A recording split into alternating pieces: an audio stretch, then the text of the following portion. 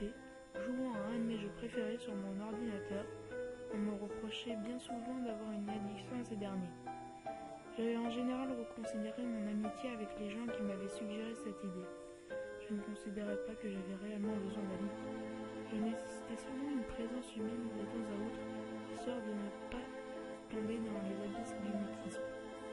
Je n'aimais pas tant que ça parler, mais il m'était utile pour me détendre, pour me faire oublier que ma vie commençait, au lieu de mon attente, et qui me semblait déjà close, achevée par un monde monotone, morne, rempli de douleur et de désolation.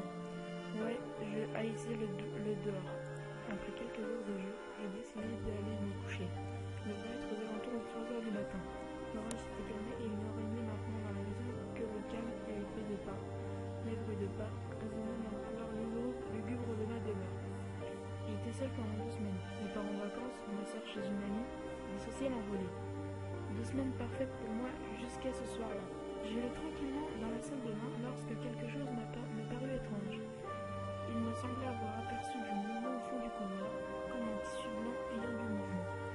Rien de bien correct, certainement un de mes fantasmes de mon imagination. Fantasme. Si j'avais connu sa signification ancienne ce jour-là, j'aurais peut-être évité de l'utiliser.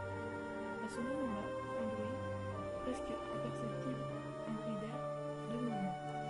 Je pensais avoir rêvé, mes oreilles grésillaient encore une bataille virtuelle, intensive de leur bruit dans mon casque. Je me suis lavé tranquillement les dents, me surprenant moi-même de jeter des petits coups d'œil furtifs sur mon épaule, comme si je m'attendais à trouver quelqu'un me regardant derrière moi. L'ambiance était lourde, j'étais tendu. J'ai mis ça alors sur le compte de la fatigue, mais j'ai compris plus tard que mes instincts étaient vifs à cause d'une présence inconnue, furtive, discrète, mais bien réelle dans les couloirs.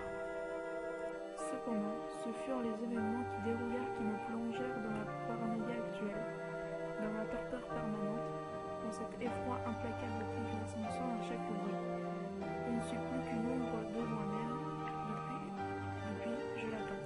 Je me dirigeais vers ma chambre lorsque j'ai réellement senti cette présence, cette ombre parmi les ombres qui me scrutaient. Son souffle froid dans mon cou. J'ai sursauté, je me suis retourné. Personne, évidemment.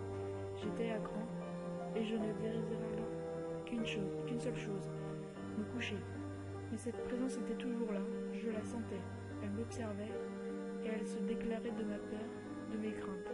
Je ne pouvais sentir cette tension dans l'air. Je savais que j'aurais dû partir, mais je suis resté. Je me suis installé dans mon lit, j'ai éteint la lumière, me plongeant dans la pénombre. C'est là qu'ont commencé mes tourments. Il me semblait voir des formes fantastiques. J'aurais pu être sorti des plus grands romans fantastiques. Elle me tournait autour, semblait me juger, et réfléchissait à quoi faire de moi. J'étais épeuré, je ne pouvais bouger. Plongé dans léthargie singulière. Puis elle est apparue, cette forme blanche, face de mon lit. Elle s'est jetée sur moi, je me suis débattu. La lutte a duré 5 minutes, peut-être, avant que je la repousse contre un mur et qu'elle disparaisse. J'ai allumé la lumière. Sur mon torse, des traces de griffures. Je me suis regardé dans un miroir. En plus de ma pâleur, elle avait gravé quelque chose sur mon front. Je reviens. Depuis ce jour, je suis victime d'insomnie. Je vis désespérément dans la crainte qu'elle revienne me prendre, me libérer. Je suis trop effrayé pour en parler, mais je me suis renseigné sur Internet. Je ne suis pas le seul à avoir vécu ça. Nous sommes des milliers dans le monde à l'attendre. Notre vie à tous n'est qu'une attente, désespoir, douleur, effroi. Et pendant ce temps-là, je sais qu'elle frappe ailleurs. Peut-être viendra-t-elle chez vous? Ne restez pas seul.